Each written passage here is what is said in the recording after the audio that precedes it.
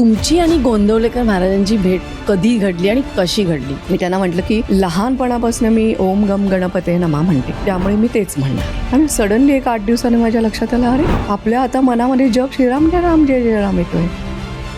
मला असं वाटतं की गुरु हे शेवटी आपले मार्गदर्शक आहेत आणि ते सगळं आपल्याला लक्षात असो नसो ते आपल्या प्रत्येक कृतीवर त्यांचं लक्ष असतं. मग महाराजांनी तुमच्याशी बोलायला कधी सुरुवात केली? जेव्हा मी नामस्मरण करत होते तेव्हा मला कानात आवाज आला त्यांचा स्पष्ट. डोक्यावर हात ठेवलेला जाणवला. महाराज होते तिकडे आणि मला त्यांनी विचारलं की तुझ्या वडिलांना कुठे ठेव. आणि मी डोळे मिटले आणि खाडकन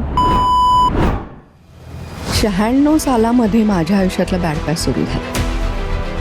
त्या सगळ्या प्रवासामध्ये सगळे दागिने गेले, अगदी मंगळसूत्र सुद्धा विकायची वेळ आली. तेव्हा महाराजांनी तुम्हाला काय काय अनुभूती दिल्या? एकाकी लढण्याचा मानसिकरित्या जो काही मला सामर्थ्य मिळालं ते केवळ आणि केवळ महाराजांमुळे. तुम्हाला जेव्हा एखाद्या कामाकरता निवडतात तेव्हा आपल्या परीक्षा घेतल्या जातात. पण इतकी श्रद्धा कशी काय जडली त्यांच्यावर? अध्यात्म मार्ग हा सोपा नाहीये किंवा तुम्ही एखादं चोझन कामाकरता तुम्हाला निवडलं जाणं किंवा तुम्हाला ते दिलं जाणं ते सोपं नाही. महाराज आयुष्यात असताना मग स्वामी तुमची का जरूरत लागली? ती वेळ आली होती असं म्हणाले, म्हणून तुझ्याकडे ते आला. म्हटलं कसली वेळ आली होती? कळेल म्हणे सावकाश. मला असं जाणवतंय की स्वामी मागे उभे आहेत आणि खांद्यावरून हे करून मला सांगतायत तुझं ते सांगायचं राहिलंय ते बोल. तर ते मी आता बोलते.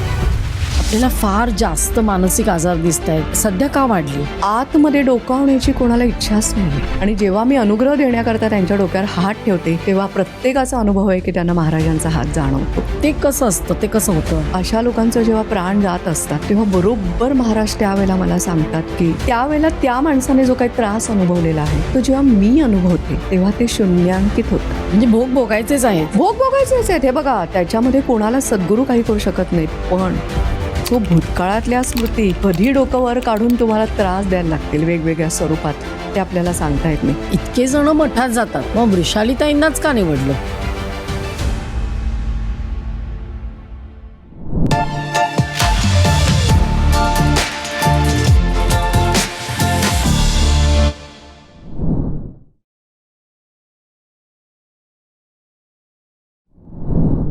नमस्कार वृषालीताई, तुमचं सर्व काहीमध्ये खूप खूप स्वागत आहे. नमस्कार. माझ्या माहेरीनं गोंदवलेकर महाराजांचं खूप आहे, म्हणजे तेच दैवत आहेत सगळ्यांचं. त्यामुळे बऱ्याच दिवसापासून असं वाटत होतं की त्यांच्यावर एखादा आपण एपिसोड करावा आणि ते राहून जात होतं. आणि मग तुम्हालाच त्यांनी आज्ञा केली. ते सांगा ना. असं झालं की मला असं पहाटे, जनरली मला अशी पहाटे वगैरे उत्तरं येतात, म्हणजे काही डायरेक्शन असेल तर येतं. असं काही नाही, दिवसभरामध्ये पण येतच असतात. पण त्या दिवशी पहाटे असं आलं की ते सर्व काही त्या ह्यांना कॉन्टॅक्ट कर म्हणून. तर नेहमीप्रमाणे आपले प्रश्न असतात ना. मी म्हटलं कसं काय कॉन्टॅक्ट करायचं, काय? तर म्हणे असं बघ खाली फोन नंबर असेल, काय असेल त्याच्यावर कर. मग मी तो फोन नंबर शोधला, मेसेज टाकला आणि मी बसले स्वस्थ. आणि मग सडनली आलं की सुकन्या मोने जे आहे अभिनेत्री, तर तिची आणि माझी चांगली मैत्री आहे. तर मला एकदम आलं की तिला सांग की असं असं हे तुला सांगितलं आहे, म्हणजे मी हे करायला वगैरे. तर तिच्याकडे कॉन्टॅक्ट आहे का बघ. म्हटलं आता मी पाठवला आहे ना मेसेज. तर म्हणे नाही पण तिला सांग महाराजांकडून आलं. म्हणून मग मी तिला फोन केला आणि तिला माहिती आहे अर्थात माझी स्टाईल, त्यामुळे मी तिला म्हटलं अगं माहिती नाही, महाराजांकडून मला आलं की हे तुला कळवायचं आहे, त्यामुळे मी तुला कळवते. तर म्हणाली अगं आहे माझ्याकडे नंबर असं, तर मी पाठवते तुला. म्हटलं बरं. तर त्यामुळे मग मी तिला हे केलं आणि मग तिला स्वतःहून मला वाटतं महाराजांनी हे केलं असेल की तिने तुम्हाला की ती माझ्याकडे येत होती ट्रीटमेंटला वगैरे असं सांगितलं. आणि अक्षरशः मला असं वाटतं 8 दिवस पण झाले नसतील, आपण आज शूट करतोय. आणि मला अजून एक व्हॅलिडेशन मिळालं ना. हो. आणि सगळ्यात महत्त्वाचं की आज आपलं शूट ठरलं आणि काल दादाश्री असेच आले ध्यानामध्ये आणि ते फक्त बघून हसले, म्हणजे बोलले काहीच नाही. पण म्हणजे असं त्यांच्या हसण्यात असं मला वाटलं की हां तुम्ही उद्या जाताय वगैरे, होतं आहे शूट, मला माहिती आहे वगैरे, असे ते काहीतरी भाव असे प्रेमाने कौतुकाने बघितल्यासारखे मला जाणवले. सो हे पण मला एक खूपच म्हणजे आश्चर्य वाटलं की आपलं बोलणं झालं तेव्हा तुमच्या इथे मी तो फोटो बघितला होता. अर्थात कसं आहे माहिती आहे का, जनरली जो कोणी येणार असेल काही असेल तर त्याचे गुरु कधी कधी कनेक्ट होऊन काहीतरी सांगतात असंही होतं. तर तसंच हे घडलं. हो, म्हणजे मला पण आश्चर्य वाटलं की दादाश्रीजी माझे गुरु, मैत्रेय दादाश्रीजी हे माझे गुरु आहेत आणि ते आपल्यावर सतत त्यांची मायेचं पांघरूण असतं, आपली काळजी असते आणि आपल्याला आदेश देतच असतात. पण त्यांनी तुमच्या ध्यानात जाऊन तुम्हाला जे एक सांगितलं की सगळं व्यवस्थित होणार आहे येस असं. येस खूप असे छान. येतातच अनुभव. म्हणजे कारण कसं असतं, मला असं वाटतं की गुरु हे शेवटी आपले मार्गदर्शक आहेत आणि ते सगळं आपल्याला लक्षात असो नसो ते आपल्या प्रत्येक कृतीवर त्यांचं लक्ष असतं. खूप खूप त्यामुळे त्यांना बरोबर माहिती असतं काय घडतंय, काय घडणार आहे आणि काय घडायला पाहिजे, त्या दिवसाने कसं काय करायचं ते. तुमची आणि गोंदवलेकर महाराजांची भेट कधी घडली आणि कशी घडली? 90 साली मी बृहन्मुंबई महानगरपालिकेत लागले आणि मालाड ऑफिस आहे आमचं, मालाड वेस्टला लिबर्टी गार्डनला आमचा नॉर्थ वॉर्ड आहे. तर तिथे माझी नेमणूक झाली आणि तिथे मी जात होते.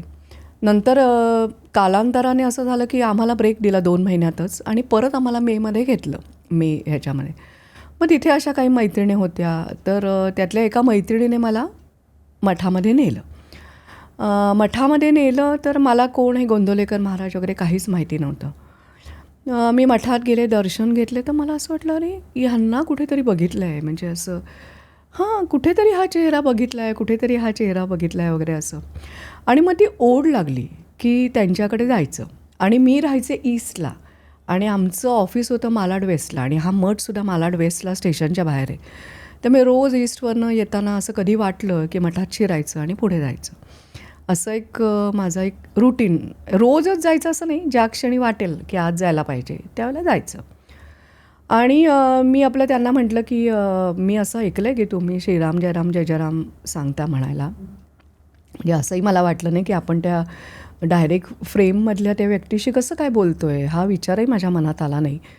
मी आपलं हां आहे आपली ओळख अशा ह्याने मी बोलायला सुरुवात केली. मी त्यांना म्हटलं की लहानपणापासून मी ओम गम गणपते नमा म्हणते, त्यामुळे मी तेच म्हणणार. मी काही श्रीराम जयराम जय जयराम म्हणणार नाही, पण मला यावंसं वाटतं त्यामुळे मी येते, असं महाराजांना तुम्ही असं मी सांगितलं? महाराजांना सांगितलं. आणि 1-2 दिवसातच कधी मी ओम गम गणपते नमा विसरले आणि श्रीराम जयराम जय जयराम माझ्या मुखात बसलं याची मला काहीही कल्पनाच नाही. आणि सडनली एक 8 दिवसाने माझ्या लक्षात आलं अरे आपल्या आता मनामध्ये जप श्रीराम जयराम जय जयराम येतो आहे, ओम गम गणपते नमा विसरच पडला आहे पूर्ण असं. मग मी एकदा गेले होते मठात, तेव्हा मी म्हटलं काय महाराज तुम्ही जादू केली, मी इतके वर्ष लहानपणापासून मी तोच जप म्हणते सडनली, आणि मला असं जाणवलं की ते कुठेतरी हसून बघतायत माझ्याकडे असं. पण एक मला असं वाटायचं कायम की ही एक व्यक्ती आहे की हिच्याशी आपण अगदी मनमोकळेपणाने बोलू शकतो. आणि असं वाटायचं की नाही ते आहेत फ्रेममध्ये असले म्हणून काय झालं, आपलेच आहेत. आपलेच आहेत आणि ते ऐकतायत. हे असं मला पहिल्यापासून ती एक अनुभव म्हणा किंवा एक विश्वास असा हळूहळू वाटायला लागला असं. मग महाराजांनी तुमच्याशी बोलायला, म्हणजे तुम्ही बोलत होतात पण त्यांनी तुमच्याशी बोलायला कधी सुरुवात केली? खरं सांगायचं तर मी आपली बोलतच असायची त्यांच्याशी आणि त्याच्यानंतर मी आपली मधनं जात होते वगैरे सगळं चाललेलं. नंतर माझी बाळणपणानंतर माझी डी वॉर्डला म्हणजे नाना चौकात बदली झाली, त्यामुळे माझं तिथे जाणं कमी झालं. कारण गाडी पकडून तिकडे पळणं आणि या सगळ्या नादामध्ये महाराजांकडे जाणं कमी झालं. पण काय त्यांची इच्छा मला माहिती नाही. मी जवळजवळ 1.5-2 वर्षात परत मालाड ऑफिसला माझी बदली झाली आणि मी तिकडे आले. तोपर्यंत माझी मुलगी 1 वर्षाची वगैरे झाली होती आणि श्रीराम जयराम जय जयराम चालूच होतं. म्हणजे काही झालं तरी ती एक माळ करायची किंवा कितीही आपण व्यस्त असलो तरी त्याच्यामध्ये वेळ काढायचा असं होतं. असं झालं की 96 सालामध्ये माझ्या आयुष्यातला बॅड पॅच सुरू झाला आणि बरोबर त्याच वेळेला मला नॉर्थला म्हणजे मालाडच्या ऑफिसला बदली झाली. म्हणजे हे काही मला माहिती नव्हतं की आपल्या आयुष्यात पुढे एवढी सगळी संकटं येणार आहेत काय. आणि मग त्या संकटातनं जात असताना तो जो काही कठीण काळ होता आयुष्यात, तेव्हा मग मला जाणवायला लागलं की मीच नाही बोलत आहे तर त्यांच्याकडनं मला गायडन्स येतो आहे आणि त्याच्यावरती त्यानुसार मी वागले की मला योग्य मार्ग मिळत आहेत किंवा काही कुठल्या प्रश्नांची उत्तरं मिळत आहेत असं मला जाणवायला लागलं. मग मी 1-2 माझ्या मैत्रिणींना पण असं म्हटलं, ही गोष्ट काय मुळात माझा स्वभाव असा खूप काही सगळ्यांशी मोकळं बोलायचा नाही आहे. पण 1-2 अशा मैत्रिणी होत्या. मग मी त्यांना सांगितलं. मग हळूहळू असं झालं, त्या म्हणायच्या, "अगं विचार ना तुझ्या महाराजांना, माझं असं असं मला प्रश्न पडला आहे." तर मग मी विचारायचे महाराजांना. जणू काय तो म्हणजे ते कोणतरी आहेत, मी जाऊन मठात वगैरे त्यांना विचारलं. मग ते उत्तर द्यायचे ते मी त्यांना जाऊन सांगायचे आणि त्यांनाही त्याचा उपयोग व्हायला लागला. सो तरी म्हणजे हे आपलं काहीतरी कम्युनिकेशन सुरू झालं आहे वगैरे असं मला काही त्यावेळेला काही त्याचं असं जाणीव वगैरे नव्हती, खरं सांगायचं तर. मग तेव्हा महाराजांनी तुम्हाला काय काय अनुभूती दिल्या? महाराजांनी खूपच अनुभूती दिल्या. एक आधी थोडंसं माझी बॅकग्राऊंड मला सांगायला लागेल ह्या सगळ्या ह्याच्यामध्ये, की मी आईवडिलांना लग्नानंतर 14 वर्षाने झालेली होते आणि त्यामुळे मी जेव्हा वयात आले तेव्हा त्यांची वयं खूप होती आणि काही कारणाने असेल, म्हणजे माझा तो कार्मिक भोग असेल म्हणून त्या तशा घटना किंवा त्या घडत गेल्या आणि असं झालं की ते पूर्ण फायनान्शियली माझ्यावर डिपेंड होते. सो मेंटली, फिजिकली, फायनान्शियली माझ्यावर डिपेंड होते. सो जेव्हा लग्न वगैरे करायची वेळ आली तेव्हा मी असं ठरवलेलं की जो मुलगा हे सगळं म्हणजे माझी अटच होती की जो मुलगा मेंटली, फिजिकली आणि फायनान्शियली माझ्या जी काय जबाबदारी माझ्या आईवडिलांची ती ज्याला मान्य असेल त्याच्याशीच मी लग्न करेन. तर त्या काळामध्ये 91-92च्या त्या ह्याच्यामध्ये ही जरा खूप कठीण गोष्ट होती. म्हणजे हे मुलांना किंवा कोणाला असं नाही रुचायचं किंवा काही जणांनी मला असं सुचवलं, अगं तुझं हा एक हे आहे म्हणजे कमी आहे, म्हणजे असं एखादं व्यंग असावं तसं सांगितलं की तुझी अट आहे ना ही काही बरोबर नाही आहे. पण मी म्हटलं की हे असेल अट तर मी करेन, नाही तर मी करणार नाही. तर मग हे गिरीश लेले आयुष्यात आले आणि त्यांना मी सांगितलं, तर त्याने हे सगळं मान्य केलं. तर त्यामुळे पूर्ण जबाबदारी आहे म्हटल्यानंतर आणि मी राहायचे गोरेगावला, माझं सासर होतं मालाडला. सो हार्डली 15-20 मिनटाचं तुम्ही वाहनाने पोचू शकायचं, तेवढं ते अंतर होतं. तर मग त्यावेळेला हे सगळं चालू होतं आणि मिस्टरांची बदली ही कायम बाहेर असायची, ते कधीच माझ्याजवळ नसायचे. सगळ्या जबाबदाऱ्या आपण म्हणू तसं आणि आई वडील थकलेले, त्यांची वयं झालेली, आर्थिक उत्पन्नाचं साधन नाही, जे घडून हे सगळं झालं होतं. त्यामुळे वडील अर्थातच फ्रस्ट्रेशनमध्ये होते किंवा खूप असे वाईट वाटायचं त्यांना बऱ्याच गोष्टींचं. आणि त्यांना डायबिटीस होता त्यांच्या वयाच्या 35व्या वर्षापासून. तर मग 96 साली असं झालं की ते आजारी पडायला सुरुवात झाली. म्हणजे त्यांच्या पायांच्या जवळजवळ 70% नसा या दबल्या गेल्या डायबिटीसमुळे, हेवी डायबिटीसमुळे, आणि त्यांना चालायला व्हायचं नाही. सो पायाला जखमा होणं किंवा असं सगळं त्यांचं सुरू झालं. हॉस्पिटलमध्ये जाणं, कधीतरी खूप शुगर डाऊन होणं वगैरे वगैरे, हा सगळा तो काळ सुरू झाला. आणि हाच फक्त असं नाही तर त्यावेळेला असं झालं नेमकं की माझ्या नवऱ्याने 2 गाड्या घेऊन तो बिझनेसला लावल्या होत्या. अर्थात मी काही त्याच्यामध्ये बघू शकायचे नाही, कारण माझी नोकरी, माझी लहान मुलगी, हे घर बघायचं, आईचं सगळं बघायचं, ह्या सगळ्या ह्याच्यात मला वेळ नव्हता. आणि त्याच्यामध्ये असं झालं की जे कर्ज घेऊन आम्ही गाड्या घेतल्या होत्या ते सगळे नुकसान झालं. तर कर्जाचा डोंगर आमच्यावर राहिला. त्याच्यानंतर तो कोणाकोणाला गॅरेंटर राहिलेला, ते आमचं सगळं म्हणजे हे सगळं फसत गेलं थोडक्यात. आणि मग बरोबर 96पासून या सगळ्या गोष्टीची सुरुवात झाली आणि त्याच वेळेला मी बरोबर माझी बदली परत एकदा ह्याच्यात झाली.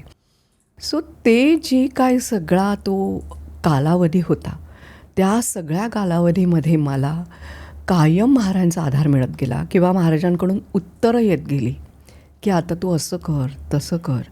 कारण आपल्याला कोणाला की लोक तुमच्याकडे पैसे मागायला येत आहेत, त्यांचे फोन येत आहेत, हे सगळं कधी आपण फेस केलेलंच नसतं. किंवा एकीकडे वडिलांची आजारपणं चालली आहेत, ते आपण बघायचं, मुलगी लहान आहे, सासूबाईंचा खूप सपोर्ट होता, आई होती, पण हे सगळं फायनान्शियली मॅनेज करणं आणि मेन नवरा इथे नसल्यामुळे एक जो मानसिक आधार असतो आपल्याला, त्याला कशाला तो लांब येता, आपण मुद्दामून त्याला सांगा किंवा हे सगळं करा, अशी ती एक माझी धारणा होती. त्यामुळे ह्या सगळ्या कालावधीमध्ये एकाकी लढण्याचा जो काही मानसिकरित्या जो काही मला सामर्थ्य मिळालं ते केवळ आणि केवळ महाराजांमुळे. कारण मला ना गरजच नाही वाटली. मला असं वाटलं की तिथे जायचं, समोर बसायचं, घडाघडा बोलायचं, मग ते काहीतरी सांगतील, मग तसं आपण करायचं आणि मोकळं व्हायचं. एखादं उदाहरण सांगा ना, म्हणजे कसं कुठल्या एखाद्या प्रसंगामध्ये महाराजांनी सांगितलं असं असं कर हां, आणि मग पुढे ते चांगलंच घडलं. असं झालं की आता ते कर्ज म्हणजे जे काही लोकांचे फोन यायचे किंवा हे यायचे, तर खूप असं हे व्हायचं की हे कसं मी करणार. आणि नाही म्हटलं तरी 2 घरं चालवायचे फायनान्शियली. असं नाही आहे की जरी नवरा आणि मी कमवत असलो किंवा काही असेल तरी आईवडिलांची टोटल डिपेंडन्सी म्हटल्यानंतर तेवढी आर्थिक गरज पण होती. तर हे कसं करायचं वगैरे. पण त्यांच्याकडनं यायचं की मग तू असं कर, या व्यक्तीला विचार, तो तुला योग्य पुढचा मार्ग सांगेल. मग तसं मी त्याला विचारल्यानंतर मग अच्छा हे असं असतं का, बरं मग असं केलं की ह्याच्यातनं या कर्जाकरता असं काहीतरी मिळू शकेल, किंवा या व्यक्तीला विचार, तो तुला तात्पुरती मदत करू शकेल, किंवा या व्यक्तीचे आत्ता थोडेसे दे, मग त्याला सांग 2 महिन्याने ये, किंवा त्याच्याशी तू असं बोल, त्याला खरी परिस्थिती सांग. हे असं मला गायडन्स येत जायचा आणि मग मी त्या पद्धतीने म्हणजे अक्षरशः बोलायचं. एवढंच मला म्हणजे काय म्हणतात ना वाटायचं. आणि दुसरी गोष्ट अशी की मला असं वाटायचं की जाऊ दे, बाकी कोणी यांना माहिती नाही आहे, कारण माझा स्वभाव नसल्यामुळे मी हे कोणालाही सांगितलं नाही की मी या अशा सगळ्या घटनातनं जाते. तर मला असं वाटायचं की जाऊ दे, कोणालाही माहिती नसेल म्हणून काय झालं, की महाराजांना माहिती आहे आणि ते माझ्या पाठीशी आहेत. तर त्यामुळे मला गरज वाटली नाही. म्हणजे असं नाही की माणसं नव्हती मदतीला किंवा नातेवाईकांशी संबंध वाईट होते वगैरे, अशातला काही भाग नाही. पण मला कधी त्यांची मदत घ्यायची इच्छाच झाली नाही. कारण मला पहिल्यापासून जे मी कनेक्ट झाले ना, तेव्हाच मला वाटलं की हे आहेत ना, मग काय करायचं आहे, गरज नाही. ते सांगतील तसं जायचं. ते म्हणाले पूर्वेला जा, पूर्वेला जायचं. ते म्हणाले असं कर की असं पण करायचं. इतकी श्रद्धा कशी काय जडली त्यांच्यावर? मी तेच सांगते ना, श्रद्धा जडली म्हणजे एक तर मला असं वाटत नाही की हे याच जन्माचं नातं असेल. तेच मला की त्यांनी तुम्हा इतके जण मठात जातात, हो. मग वृषालीताईंनाच का निवडलं? तर हा प्रश्न मलाही पडला होता आणि अजूनही मध्ये मध्ये पडतो बरं का. काय म्हणाले महाराज त्याच्यावर की तुला का निवडलंय? नाही, म्हणजे सुरुवातीला असं झालं की मी बोलायचे आणि मला बरं वाटायचं. आणि म्हणजे खूप गांगरल्यासारखं, कारण असं सगळ्या बाजूने तुमच्यावर आल्यानंतर तुम्हाला भानच उरत नाही की काय करायचं. पण त्या ह्याच्यासुद्धा म्हणजे बाहेर न बघणाऱ्या एखाद्या व्यक्तीला वाटलंही नाही कधी की हे सगळंही हँडल करते, फेस करते असं. इतकी ती माझी शांतता म्हणा त्यांनी हे करून ठेवली. आणि मी म्हटलं तसं की गायडन्स जेव्हा त्यांचा येत गेला आणि तसं मी करत गेल्यानंतर मला जाणवलं की नाही, म्हणजे हाच एक व्यक्ती, माणूस किंवा असा योग्य आहे की म्हणजे तो आपल्याला बरोबर गाईड करेल. आणि सहन करण्याची शक्ती पण सहन करण्याची शक्ती तर प्रश्नच नाही. नाहीतर हे म्हणजे आज जेव्हा मी मागे वळून बघते तेव्हा असं वाटतच नाही की हे मी केलं आहे. मला त्यांनी अक्षरशः मला असं वाटतं की हात धरून चालवलं आहे. कधी श्रद्धा ढळली? खरं सांगू तर नाही ढळली. कारण मला असं वाटतं की ना ते कदाचित असेल मागच्या जन्माचं काहीतरी, आणि ती एक म्हणतात तशी पॉईंट जोडला गेला असेल. पण महाराजांनी सांगितलं असं की का निवडलं तुला असं? हो, त्यामुळे ते तुझं काम आहे, ते कार्य आहे तुझं, आणि त्याच्याकरता तुला हे सगळं परीक्षा तुला द्यायला लागल्या आणि तू प्रत्येक वेळेला परीक्षेमध्ये पास होत गेली. आणि आत्तासुद्धा असंही नाही, तुम्हाला जेव्हा एखाद्या कामाकरता निवडतात तेव्हा तुम्हालाही माहिती असेल की आपल्या परीक्षा घेतल्या जातात, ते टेस्ट करतात. असं तुम्ही म्हणाल की माझा स्वार्थ किंवा स्वतःचा विचारही तुम्हाला ते कधीच करायला देत नाहीत. समोरच्याची निकड काय, त्याला आत्ता काय हवं आहे आणि मला त्याला काय द्यायचं आहे, हेच महत्त्वाचं. तुझं हातपाय दुखत आहे, तुला बरं वाटत नाही आहे, किंवा तुला आत्ता झोपावंसं वाटते, किंवा तुला कंटाळा आला आहे, हा माझा काही प्रश्नच येत नाही. सो ते प्रत्येक वेळेला अजूनही टेस्ट करतात. हे सोपं नाही आहे. अध्यात्म मार्ग हा सोपा नाही आहे, किंवा तुम्ही एखादं चोझन कामाकरता तुम्हाला निवडलं जाणं किंवा तुम्हाला ते दिलं जाणं हे सोपं नाही आहे.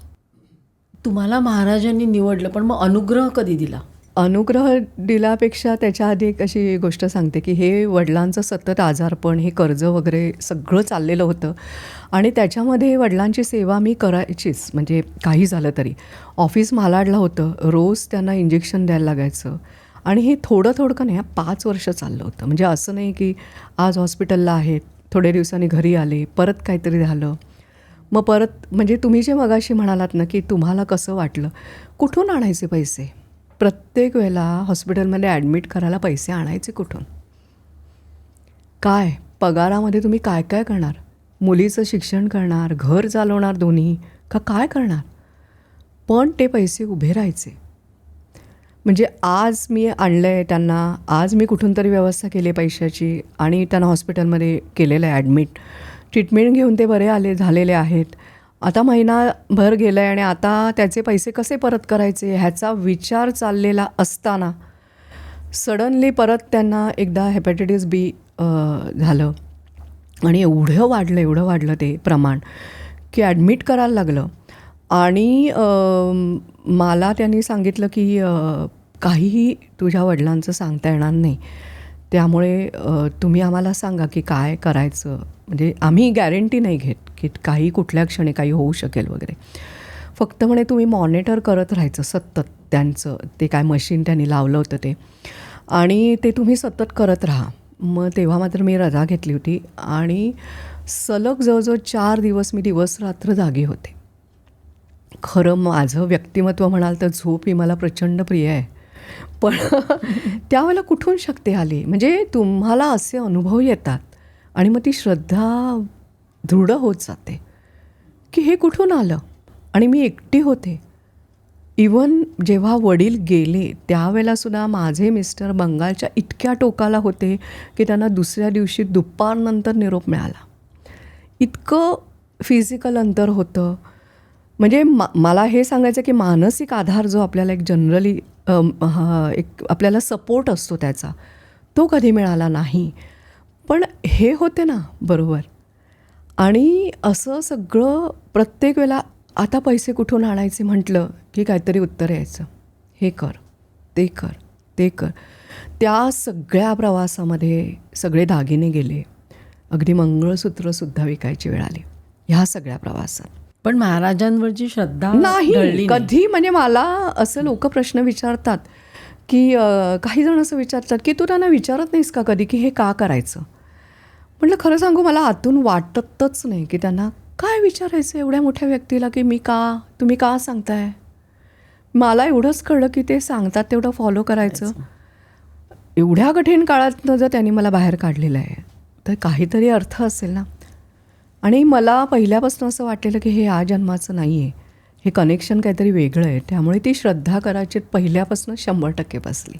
आणि मग 2001मध्ये माझे वडील कोमामध्ये गेले आणि त्यांना डॉक्टर म्हणाले आता तुम्ही घरी न्या, जे काय त्यांचं व्हायचं ते अजून आता काही इम्प्रूव्हमेंट होणार नाही. मग आम्ही त्यांना घरी आणलेलं आणि महामृत्युंजय जप म्हणत मी सारखे बसायचे त्यांच्यासमोर. म्हणजे हा अनुभव जो आहे ना हा काहीतरी त्याने मला आणखीन कनेक्ट व्हायला, एक असा अनुभव येतो तसं तुम्ही आणखीन कनेक्ट होता तसं. तर मी आपलं रोज रात्री ते महामृत्युंजय जप म्हणत बसायचे. आईला सांगायचे तू दिवसभर बसली असतं, तू आता झोप, मला जोपर्यंत जागवेल तोपर्यंत मी बसते, मग मी झोपेन असं. आणि साधारण रात्रीचे 9:30-10 वगैरे वाजले असतील आणि मी जप करत असताना एकदम अशी ट्रान्समध्ये गेले आणि कुठल्या तरी अवकाशात गेले असं. म्हणजे ते मला अजूनही आठवत आहे तो हे अनुभव. आणि महाराज होते तिकडे आणि मला त्यांनी विचारलं की तुझ्या वडिलांना कुठे ठेवू? तर मी म्हटलं त्यांना कुठे ठेवाल ना, ती स्वच्छ जागा ठेवा, त्यांना स्वच्छतेचं भारी वेड आहे. अगं म्हणून तर तुला विचारतो म्हणे कुठे ठेवू. मग मी तिकडे अशा बऱ्याच जागा होत्या, त्याच्यामधली एका जागेला सांगितलं इथे ठेवा. इथे ठेवू ना, नक्की ना म्हणे. म्हटलं हो. आणि मी डोळे मिटले आणि खाडकन त्या क्षणी वडिलांचा प्राण गेलेला मला जाणवलं.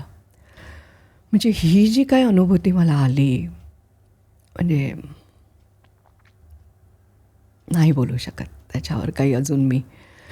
इतकं म्हणजे त्यांनी, म्हणजे तुम्हाला माहिती असेल गोंदवलेकर महाराजांचं कायम आहे की अंतकाळ ते साधतात.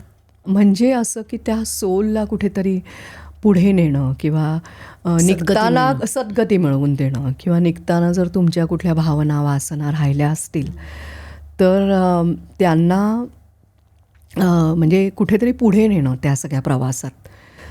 तर ते अंतकाळ साधणे असं त्याला म्हणतात. तर तो त्याने माझ्या वडिलांचा साधला. तर ह्याच्याहून आणखीन काय ग्रेट असू शकतं. म्हणजे हा अनुभवच त्याने मला अजून प्रगल्भ केला.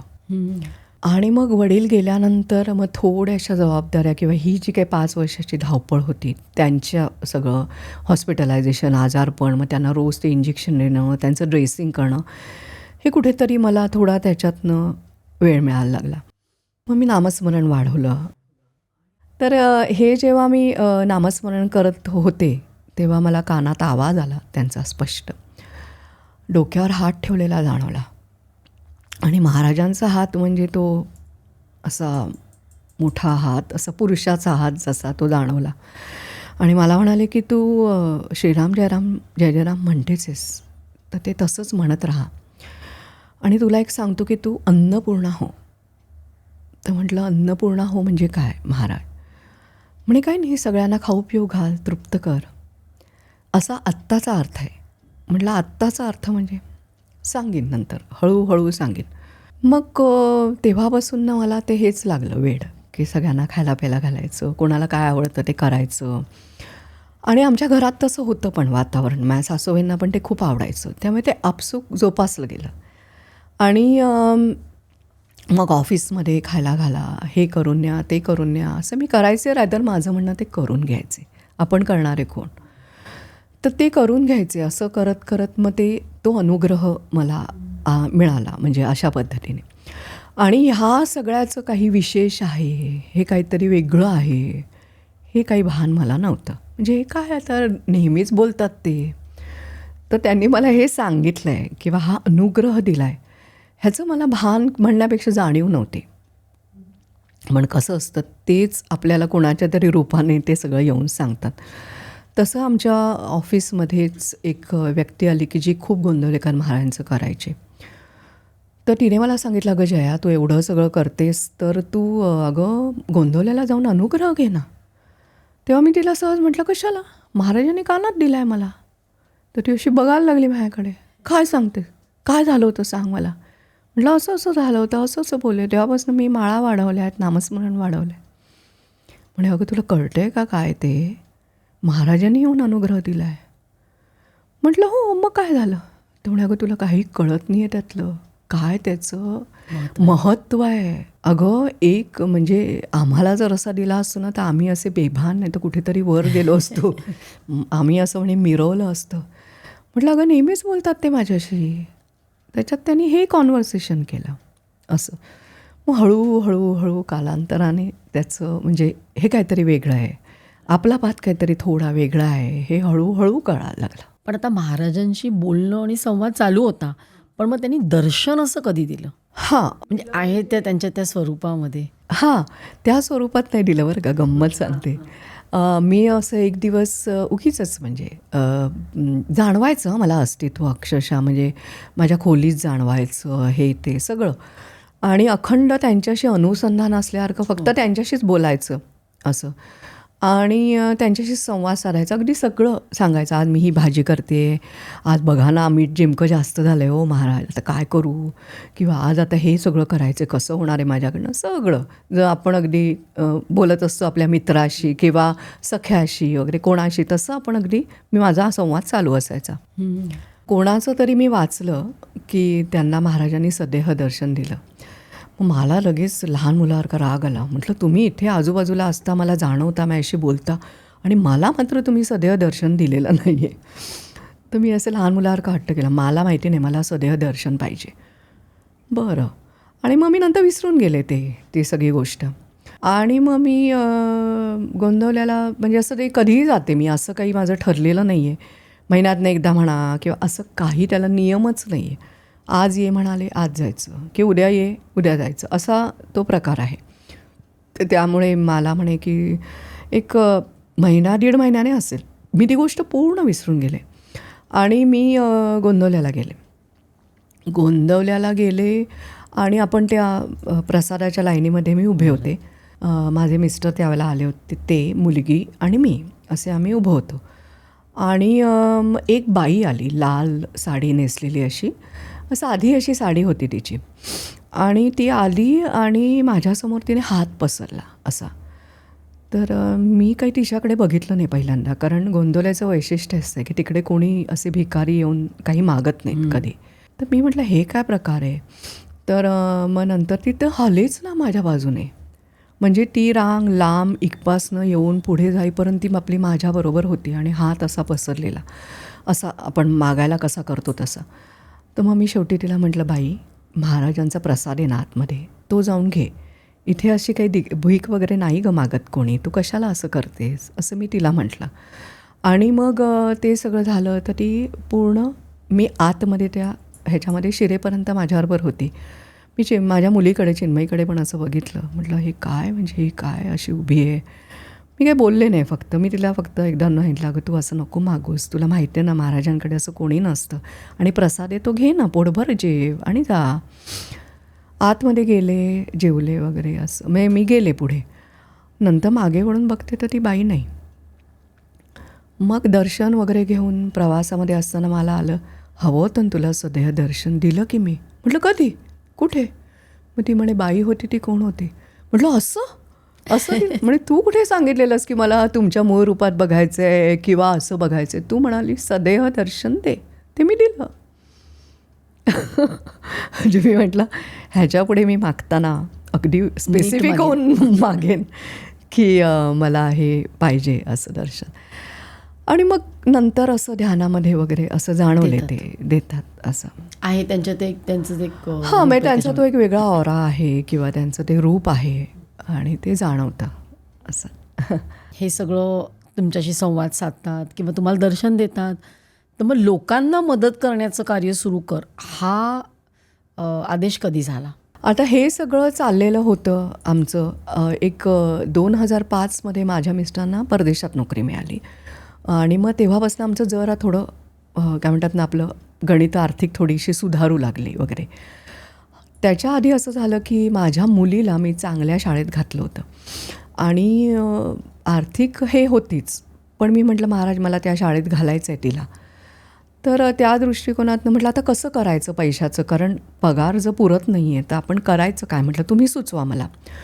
मग त्यांनी मला सांगितलं की अगं तुझा संध्याकाळचा वेळ थोडा फ्री असतो किंवा तू तोपर्यंत ना मी कोणाकोणाचे असे काय काय आयटम्स विकून द्यायचे. माझी वहिनी दागिने करायचे ते विकायचे, माझ्या नंडेचे टप्परवेअरचे हे विकायचे. तर म्हणे तू विक की, त्याच्यातनं तुला पैसे मिळतील, ते बाजूला ठेव, त्याच्यातनं मुलीची फी निघेल.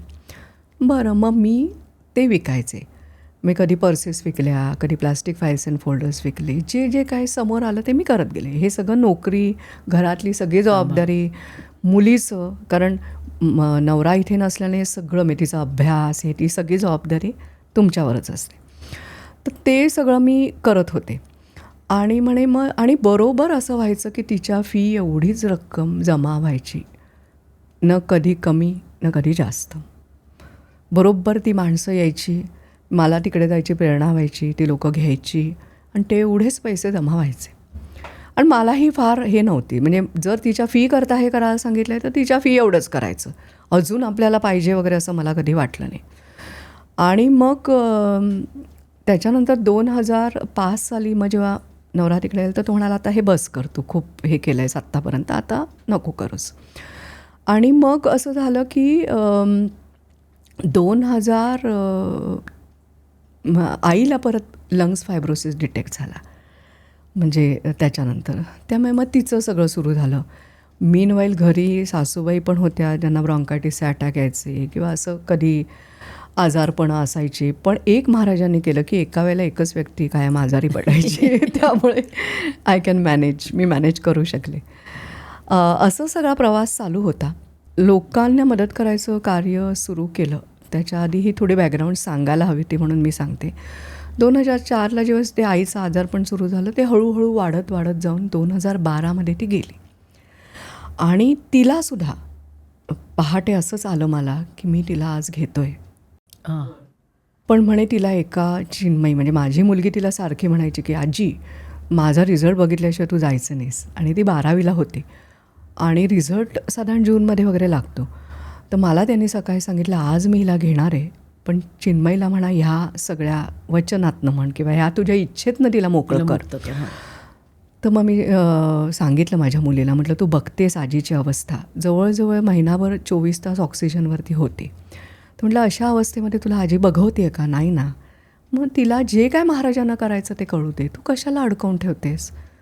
मग ती म्हणाली, ओके आई, तू म्हणशील तसं. महाराज, तिला पाहिजे तर तुम्ही घेऊन जा, असं ती म्हणाली. आणि त्या दिवशी 11 वाजता आई गेली. आणि मग असं झालं की आई गेल्यानंतर मात्र मी डिप्रेशनमध्ये गेले. म्हणजे माझं वय काय 46 वर्षाची होते मी. असं काही नाही की अगदी अकाली आई गेली. आई पण 79 वर्षाची होती. म्हणजे आपल्याला कसं असतं, म्हणजे त्रयस्थ माणसं दुःख बघताना आपल्याला वाटेल त्यात काय, म्हणजे असं नाही का. पण मला इतके दिवस काय सवय होती, प्रत्येक गोष्टी 2 घ्यायच्या. फळं घेताना आईकडे एक, आमच्या घरी वेगळं, किंवा एक फ्रीज घेतले तरी 2 घ्यायचे, किंवा भाजी रोजची घेताना सुद्धा. आणि रोजची सवय की उठायचं, घरातलं सगळं करायचं, आईकडे जायचं, आईला काय हवं नको ते बघायचं, आणि मग तिकडनं ऑफिसला जायचं, परत येताना आईकडे यायचं. ही सगळी माझी तपस्या चालूच होती. लग्न झालं 93 साली आणि हे 2012पर्यंत हे सगळं चालू होतं. त्यामुळे आई गेल्यानंतर मला असं वाटलं ते घर उघडावंसंच वाटेना. कोणच नाही आहे घरात. म्हणजे काय करायचं आता मी. बरं, आईची आणि माझी एवढं कनेक्शन होतं, म्हणजे आमच्यामध्ये केवढं तरी अंतर होतं, कारण मी तिच्या 35व्या वर्षी झाले होते. त्यामुळे पण कनेक्शन खूप होतं. त्यामुळे ते खूप जड गेलं मला. आणि मग मी अशी माझ्या काकूकडे जाऊन बसायची, किंवा मी त्या घरातच जायची नाही. असं सगळं माझं चाललेलं होतं. त्याच्यामध्ये एक 7-8 महिने गेले असतील. मग माझ्या ओळखीतल्या एकाने मला सांगितलं, तू NLP कर बरं, तू हे असे काय चेहरे वेरे टाकून बसतीस, ते काय आम्हाला तुला बघायची सवय नाही, तू चल. अमेय साने म्हणून एक आहे म्हणून, त्याने NLP करायला नेलं. मग तिकडे हिलिंगची ओळख झाली. आणि मग मी हिलिंग करण्याची मला एक वेगळीच अशी ओढ लागायला लागली. जाणवलं की अरे, आपले जो काय इतके दिवसांचा स्ट्रेस आहे त्याच्यावर कुठेतरी ते घाव भरत आहेत, ते कुठेतरी फुंकर मारल्यासारखं आपण म्हणतो ना, तसं मला जाणवायला लागलं. आणि मग खूप छान वाटलं. म्हणजे ते सगळं मी शिकत होते, स्वतःवर प्रयोग करत होते. आणि मग आलं की आता मी तुला अन्नपूर्णा हो ह्याचा दुसरा अर्थ सांगतो. पण हे सगळं त्यांच्याच आदेशाने होत होतं. सगळं काही हे नाही. म्हणजे मी माझं डोकं कधी वापरलंच नाही, म्हणजे अजूनही नाही वापरत. त्यामुळे त्यांच्या आदेशाने सगळं चाललेलं. त्यांनीच त्या व्यक्तीला बुद्धी दिली असावी, अमेय म्हणून जो आहे त्याने मला NLP नेलं. तिकडनं मी हिलिंग शिकले. आणि मग असं आला, अन्नपूर्णा या शब्दाचा दुसरा अर्थ सांगतो की लोकांना मनाचं समाधान मिळवून दे आता, ते सुरुवात कर. म्हटलं म्हणजे काय करू, सांगतो. तर मग हे मी हिलिंग करत होते, माझं करत होते. मग त्याच्यात मी शिकत गेले. मग काही जणांचं दुसऱ्यांचं करायला लागले. म्हणजे मला सवय ना, आपण आपल्याला एवढा त्रास झाला आहे तर समोरच्याला झालेला बघितला की मला असं वाटायचं, अरे आपण काहीतरी त्याच्याकरता करूया. मग मी त्यांना पण थोडं हिलिंग देत गेले वगैरे असं. आणि मग 2014 साल उजाडलं. 23 जानेवारीला आईचा वाढदिवस असतो, म्हणजे 23 जानेवारीला असायचा. तर एक साधारण 10-11 जानेवारीला मला आलं की आईच्या नावाने काहीतरी सुरू कर, संस्था. आणि मी काय करायचं त्या संस्थेमध्ये, काय करायचं, म्हणजे हिलिंग सेंटर सुरू कर. तर आईच्या नावाने, म्हणजे आईचं नाव होतं निर्मला. तर मी म्हटलं, बापरे, निर्मला नावाने कितीतरी आहे, निर्मला निकेतन, निर्मला हे केवढं तरी आहे. म्हटलं आता काय ठेवायचं असं. तर ते इतकी बेचैन झाले मी. मग काकूकडे गेले माझ्या. म्हटलं, काकू काय अगं असं असं आलं आहे मला आणि संस्थात. म्हणजे छान आहे की, म्हणजे मला गंमत अशी की कोणाला मी जेव्हा समोरच्याला सांगायचं तेव्हा त्यांना कधी शंका आली नाही की ही काय असं बोलते. गंमत माझ्या मनातच आहे. तर मग काकूणाली, एक काम कर, तुझ्या घरी आलं ना, तुझ्या आईचं व्यक्तिमत्व असं होतं की तुमच्याकडे आलं ना की विसावल्यासारखं वाटतं. आम्हाला असं वाटतं आमचं माहेर आहे, की आम्हाला तिकडे सगळं मोकळेपणाने बोलावं असं वाटतं. तुझी आई कोड कौतुक करते, त्यामुळे तू विसावा शब्द आईच्या ह्याच्यापुढे ठेव. अशा रीतीने ते निर्मल विसावा असं ते सुरू झालं. आणि मग ती एक संस्था मी सुरू केली 23 जानेवारीला. तेव्हा हार्डली 10-12 मैत्रिणींना आणि असं कोणाकोणाला बोलवलं. आणि मला आठवते तेव्हा मी हेही सांगितलेलं, मला काय करायचं माहिती नाही, मला आदेश आला आहे, त्या ह्याने मी सुरू करते, हिलिंग सेंटर्स सुरू करते. काय माझा अनुभव, मी म्हणजे ती 12मध्ये गेल्यानंतर एंडला मी सुरू केलं असेल शिकायला. सो 13मध्ये मी ते सगळं शिकत होते, आत्मसात करत होते. आणि 14मध्ये लगेच असं सांगितलं की तू हे काढ. त्यामुळे अशा पद्धतीने ते सेंटर हे करायला सांगितलं. काय करायचं सेंटरमधनं, तर तुला अर्थ सांगितला आहे म्हणे दुसऱ्या, अन्नपूर्णाचा. लोकांना मनाचं समाधान मिळवून दे. म्हणजे काय करायचं, येईल म्हणे तुला सगळं, मी योग्य वेळी तुला योग्य गायडन्स देत जाईन असं म्हणाले. मग आता त्या निर्मल विसावामध्ये नक्की महाराजांच्या आदेशाने कोणत्या प्रकारचं हिलिंग चालतं किंवा कोणकोणत्या केसेस येतात आणि कुठलं म्हणजे कुठल्या लेवलला हिलिंग होतं म्हणजे शारीरिक मानसिक? नाही, त्यावेळेला मी जे काही शिकले होते म्हणजे मी रेकी शिकले, सेकिम शिकले, प्राणिक हिलिंग शिकले होते आणि खरं सांगू त्या ना अशा त्या येत गेल्या अपॉर्च्युनिटीज माझ्याकडे. म्हणजे आता ते जाणवतं आहे मला की हा तो आपला पाहत असल्याने अगदी एकामागून एक ठरवल्यासारखं 10वीची परीक्षा दिली, 11वी दिली, 12वी असं कसं होईल ना तसं ते होत गेलं. आणि मग मी ते शिकले आणि मग त्याच सगळ्या पद्धतीने मी लोकांना हे द्यायचे. आणि मला असं कधीच वाटलं नाही की आपण या गोष्टीवर काम करू नये किंवा मी काम केलं तर रिझल्ट येईल का लोकांना, असं मला कधी वाटलं नाही. त्यामुळे कोणी शारीरिक प्रश्न घेऊन आले त्याच्यावर मी काम केलं, कोणी मानसिक असेल, कोणाचा आर्थिक असेल, कुठल्या गोष्टीला मी नाही म्हटलं नाही. कसं करता तुम्ही हिलिंग म्हणजे आपल्या प्रेक्षकांना? तेव्हा म्हणजे त्या काळात जेव्हा मी हे सगळं सुरू केलं ना त्यावेळेला मी हे सगळं रेकी हिलिंग करायचे, सेकिम हिलिंग करायचे. असं जोपर्यंत 2019मध्ये मला स्वामींकडून बीजमंत्र आले नाहीत तोपर्यंत मी ह्या सगळ्या मॉडॅलिटी वापरल्या. हां, आणि ते सुद्धा वापरल्या म्हणण्यापेक्षा मी डोळे मिटायचे ते अजूनही डोळे मिटते आणि म्हणते की महाराज आता स्वामी आणि महाराज असं म्हणते. पण तेव्हा म्हणायचे कोण महाराज तुम्ही करून घ्या, काय करू कसं करू. मग बरोबर गायडन्स यायचा आणि त्या पद्धतीने ते हिलिंग केलं जायचं. स्वामी कधी आले? स्वामी 2019मध्ये आले. कारण काय झालं, अक्कलकोटला एक माझ्याकडे येणाऱ्या एक कुटुंब होतं, त्यांच्यातल्या एकांना स्वामींनी सांगितलं की तिला अक्कलकोटला घेऊन ये. कारण माझ्या वाऱ्या कायम गोंधवलेला. अक्कलकोटला मी कधीच गेले नव्हते, पहिल्यांदा गेले. आणि जशी आम्ही गाडी आमची अक्कलकोटला वळली तेव्हा माझ्या कानात सारखं यायला लागलं की इहारा म्हण इहारा, अहिरा म्हण अहिरा. तर मी म्हटलं हा आवाज काहीतरी वेगळा आहे थोडासा, कारण महाराजांशी कम्युनिकेट करत असल्यामुळे. आणि नंतर काय होतं, सुरुवातीच्या काळामध्ये आवाज येत होते असे, अजूनही कधी आवाज येतात, पण आता कधी ती अंतःप्रेरणा असते. म्हणजे ती हळूहळू ते होते. म्हणजे आपण हळूहळू मला वाटतं आपण सद्गुरूंमध्ये सामावून जातो असं होतं आणि ते येत जातं आपल्याला अंतःप्रेरणा. तर तसं होत गेलं तर मी म्हटलं हे काहीतरी वेगळं आहे. पण मला आत्तापर्यंत सवय होती, कर म्हटलं ना की करायचं, विचारायचं नाही, शंका घ्यायच्या नाहीत, काही नाही. मी तसं म्हणत गेले आणि मग मी दुसऱ्या दिवशी महाराजांना म्हटलं की हे काय आहे, म्हणे ती वेळ आली होती असं म्हणाले, म्हणून तुझ्याकडे ते आलं. म्हटलं कसली वेळ आली होती, कळेल म्हणे सावकाश असं. आणि मग त्याच्यानंतर मग ते 2019 नंतर मग कोविड आला, ते सगळं आपल्याला माहितीच आहे. मग त्या काळामध्ये तेव्हा मला महाराजांच्याच आज्ञेने त्याने मला सांगायचे की श्रीपाद श्री वल्लभाचं पारायण करायचं, पोथीचं. मग ते सांगायचे की आज दिवसभरात पारायण पूर्ण झालं पाहिजे किंवा आता 8 दिवसात झालं पाहिजे किंवा कधी सांगायचं तो क्रम दिला ना तसं कर. मग स्वामींनी तेव्हा बीजमंत्र दिला का? हां, स्वामींनी बीजमंत्र दिला. तर ते श्रीपाद श्री वल्लभ मी आधीपासून महाराजांच्या ह्याने म्हणजे मला म्हणायचे की सद्गुरू तुमची तयारी कशी करून घेतात तुम्हाला काहीही पत्ता नसतो. मला एवढंच माहिती होतं की महाराजांनी सांगितलं पारायणं करायची ना त्या पोथीची म्हणजे ती करायची. मी त्यांना कधी प्रश्न विचारला नाही की का, कशामुळे. आता ही पुढच्या सगळ्या गोष्टींची तयारी होती हे मला नंतर कळलं जेव्हा स्वामींकडनं बीजमंत्र आले. कारण जेव्हा स्वामींकडनं बीजमंत्र आले तर म्हटलं ह्याचं करायचं काय. बरं हे बीजमंत्र हे तरी कुठे कळायला, इहारा म्हण इहारा, अहिरा म्हण अहिरा, हे मी महिनाभर म्हणते आणि माझं सगळ्या बॉडीमध्ये एवढी व्हायब्रेशन्स आणि सगळं नाभी चक्राजवळ इतकी व्हायब्रेशन जाणवत होती. पण काय करायचं ह्याचं, त्याचं नक्की उपयोग काय किंवा काय. महाराजांना विचारलं की थांब येईल तुला गायडन्स येईल.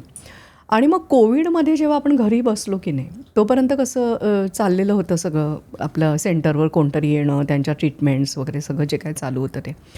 आणि मग जेव्हा हे सगळे आपण घरी बसलो तेव्हा ना मग स्वामींकडून यायचं की श्रीपाद श्री वल्लभातलं हे पेज आहे बघ, त्याच्यावर काय लिहिलं आहे की लोकांचे जे भौतिक जगातले प्रश्न आहेत, भौतिक प्रश्न आहेत त्याच्यावरती ह्याचा उपयोग होईल.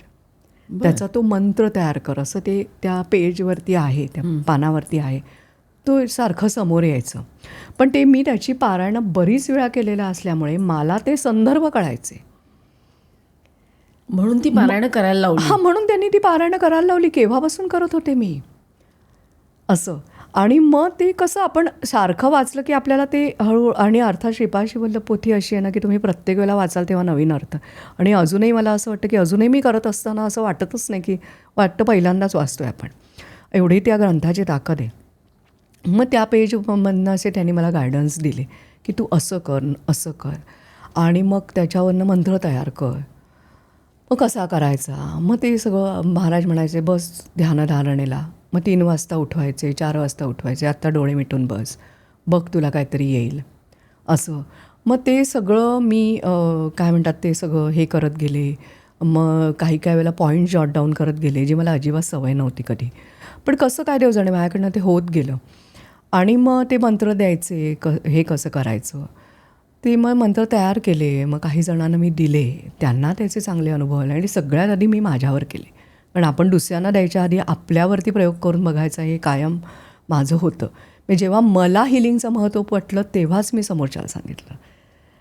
त्यामुळे मी माझ्यावर आधी प्रयोग केले. मला ह्याच्यात भयंकर स्पंदनं जी ह्याच्यातनं निघत आहेत ती खूप पॉवरफुल आहे आणि काहीतरी असं होतं आहे आतमध्ये.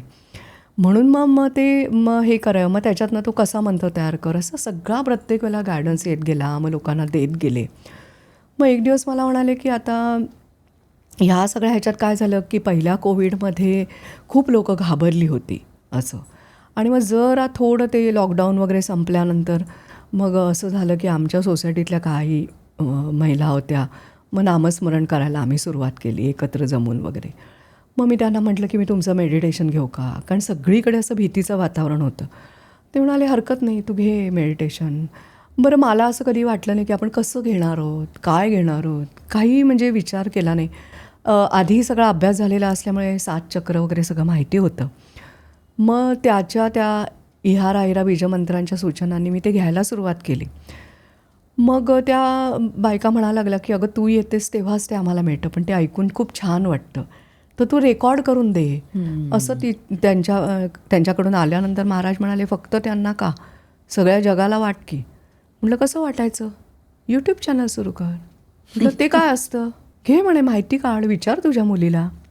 आणि नेमका त्याच्या आधी मुलीने हट्टाने आयफोन घेतला होता, तर त्यामुळे ती शूट करायची, शूट करायचे, मेडिटेशन मग मी रेकॉर्ड करायचे.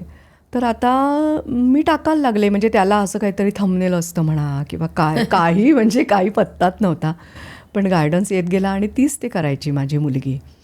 मग असं झालं की काही वेळेला त्या मेडिटेशनमध्ये थोड्या चुका किंवा रिपीट व्हायचं, कधी खोकलायचा किंवा असं काहीतरी व्हायचं.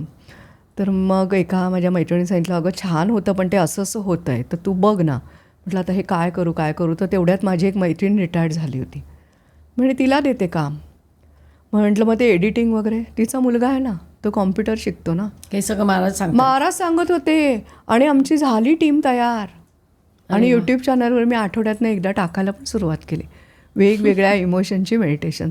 आज कुठलं टाकायचं, आज कशावर बोलायचं, काय करायचं, सगळं त्यांनी सांगितलं. काही म्हणजे मला जेव्हा आज माझा सगळा रिलीज झाल्यानंतर पुढे काय करायचं हे कधी आधी पण यायचं, कधी गुरुवार आला तरी काहीही यायचं नाही. मग माझं असं हार्टबीट्स वाढायला लागायचं, आता शनिवारी एपिसोड टाकायचं आणि आज गुरुवार उजाडला अजून काय आलं नाही, पण ते व्हायचं, घडून जायचं असं. तर त्यामुळे ते तसं टाकत गेले. पण मला एक कळलं नाही की महाराज आयुष्यात असताना मग स्वामींची का जरूरत. हो, मला पण हा प्रश्न पडलेला, पण ते मला म्हणायचं की वेळ आली की कळेल तुला असं. आणि मग नंतर हिरण्यगर्भ म्हणून स्वामींवरचं एक पुस्तक माझ्या वाचनात आलं. तर त्याच्यामध्ये असं दिलं की कोणाचे इष्टदेव किंवा कोणाचे गुरु कोणीही असेल तरी योगीराज म्हणजे स्वामी समर्थ हे ज्याची त्याची वेळ येते ना तेव्हा त्याला ते त्याचं मंत्र देणं किंवा त्याला ती एक अनुभूती देणं किंवा त्याला त्याचा मार्ग दाखवणं, त्याला गाईड करणं, हे ते करत आलेले आहेत. मग हे वाचल्यानंतर मला बरोबर उत्तर मिळालं की ते स्वामींनी का सांगितलं, आपल्याला महाराजांनी का नाही सांगितलं असं. पण मग महाराजांच्या संमतीने म्हणा किंवा असं घडलं.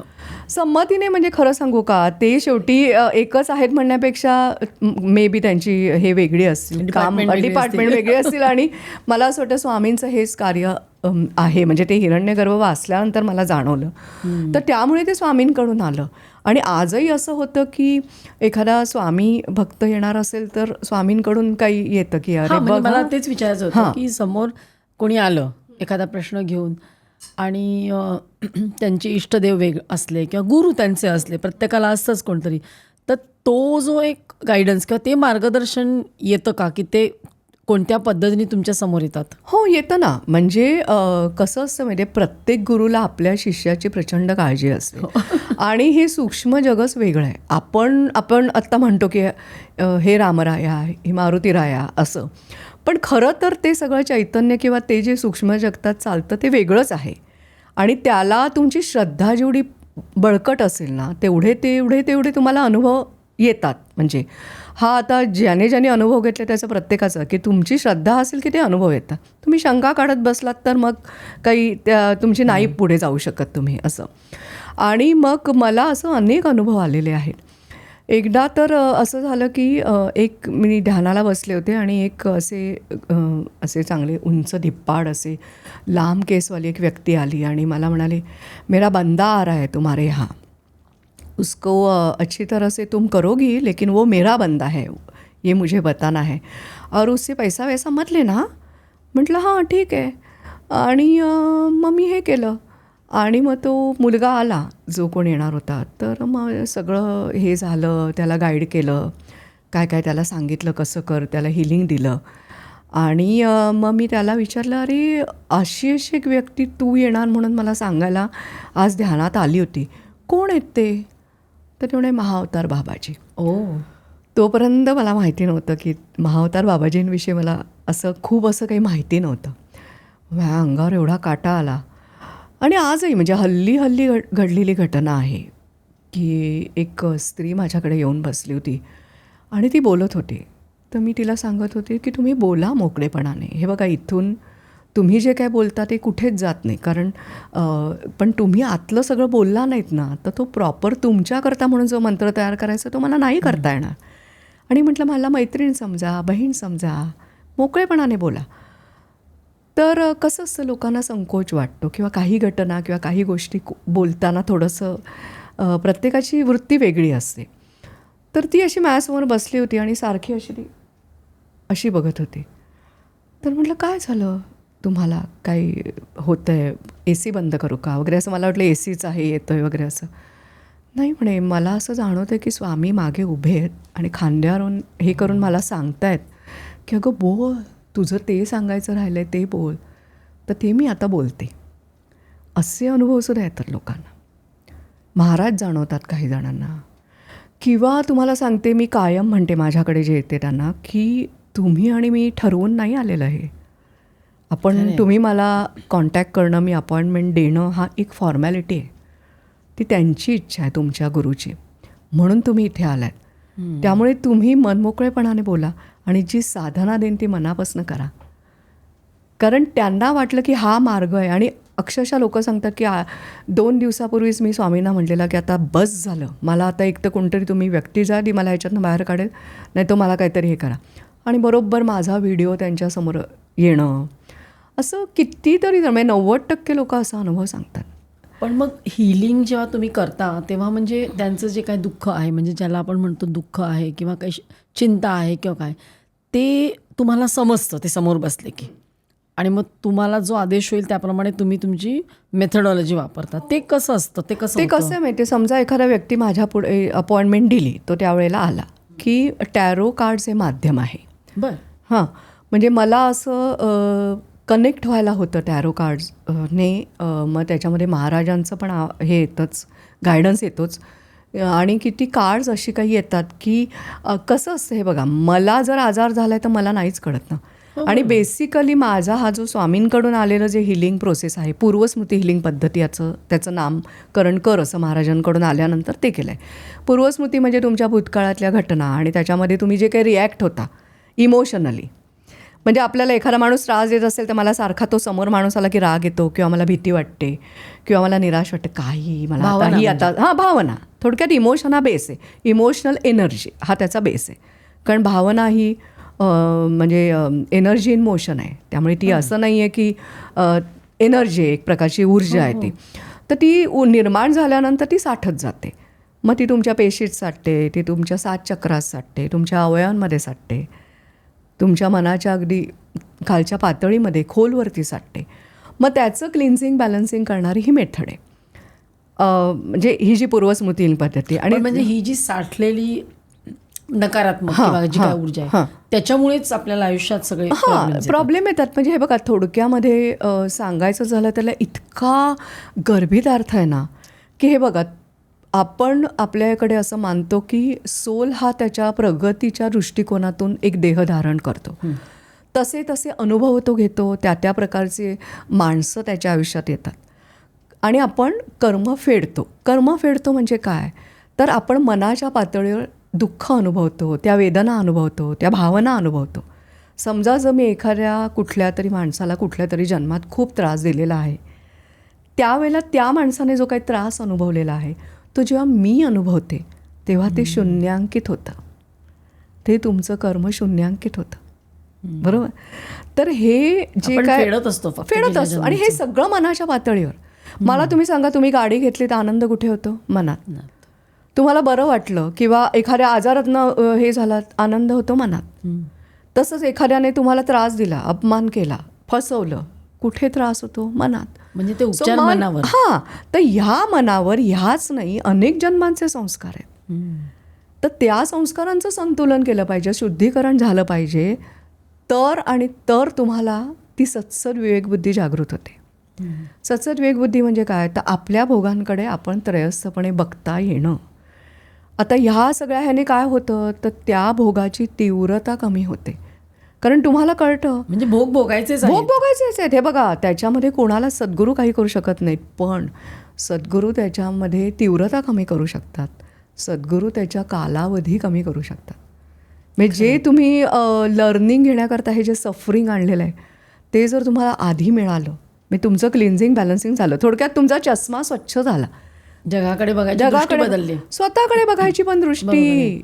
आपण सगळ्यात हानिकारक स्वतःकडे बघण्याची दृष्टी आपली कशी डेव्हलप होते आपल्याला कळतच नाही या अनुभवातनं. हे सगळं समजण्यासाठी आपल्याला सफरिंगच का लागतं? असंच का नाही एक दिवशी आपण जाऊन आपले डोळे उघडतात? कारण मी मगाशी उत्तर दिलं तसं, जर समोरच्या माणसाला दिलेलं दुःख तुम्ही अनुभवलं नाहीत तर तुम्ही कर्म कसं फेडणार?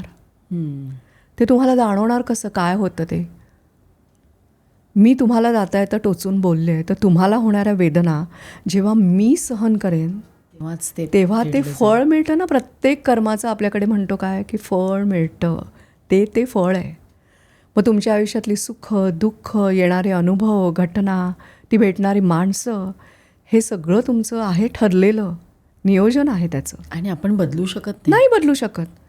पण मग या गोष्टी, या हिलिंगने काय होतं, तर तुमचं ते त्या भावनेंच्या पोटी तुम्ही जे काय भोगत असता, म्हणजे मला समज अशीच माणसं भेटत जातात, कार्मिक पॅटर्न असतो की मला फसवणारीच माणसं भेटतात किंवा मला अपयशच येतं किंवा प्रत्येकजण मला वापरूनच घेतं किंवा काही जणांच्या बाबतीत असे एवढे कष्ट करून ते पैसे इन रिटर्न मिळतच नाही.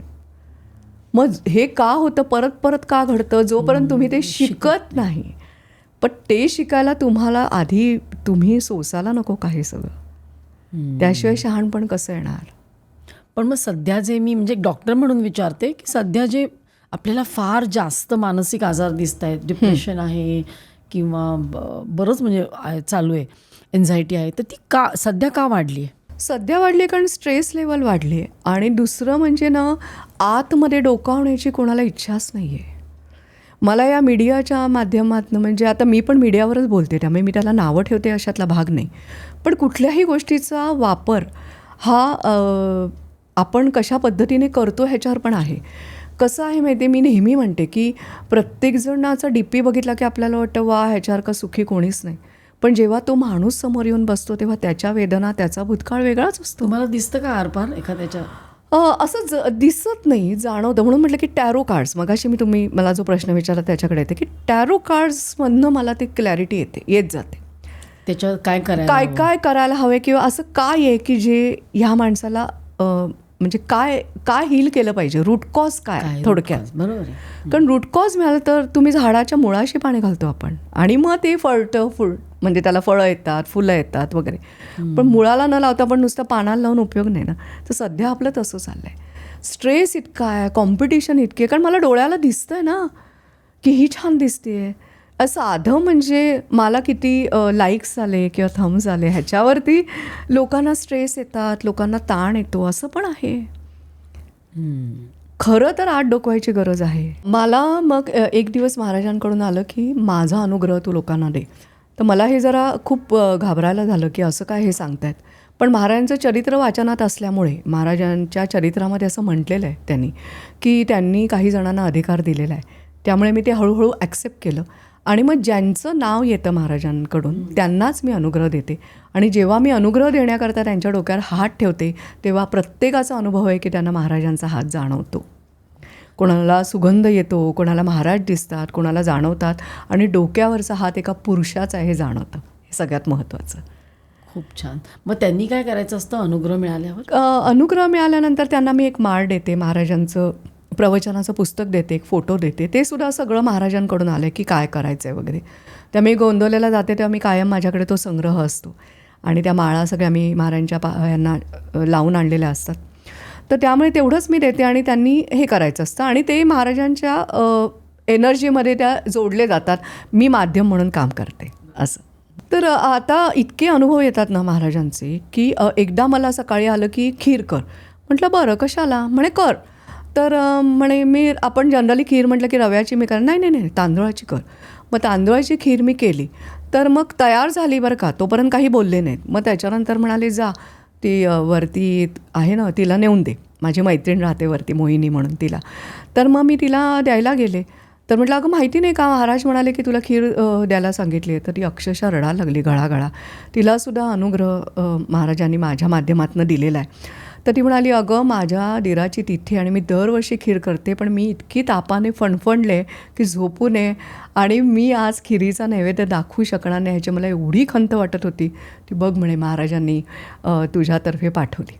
असे कित्येक जणांना काय काय अनुभव येतात. एक व्यक्ती आली होती जे प्रचंड असं स्किनचा आजार तिला झालेला होता आणि तो बरा होणं शक्य नाही असं म्हणजे किंवा कायम तिला स्टिरॉइड्स घेणं किंवा असं म्हणजे स्टिरॉइड बंद करताच येत नाही. पण ती अगदीशी खचून वगैरे गेली होती. पण ही केस घ्यावी का नाही अशा विचारात होते कारण जे काय स्वरूप दिसत होतं समोर ते. पण ते म्हणाले नाही घ्यायची आहे. तुला सांगितलेलं आहे तुझ्याकडे येणाऱ्या कुठल्याही व्यक्तीला मी आणतो आणि त्याला नाही म्हणायचं नाही. मग ते केलं आणि तिला त्याचे रिझल्ट्स मिळाले. हे एक म्हणजे मिरॅकल जे अशक्य अशा काही काही केसेस ते आणतात समोर आणि हे करून घेतात.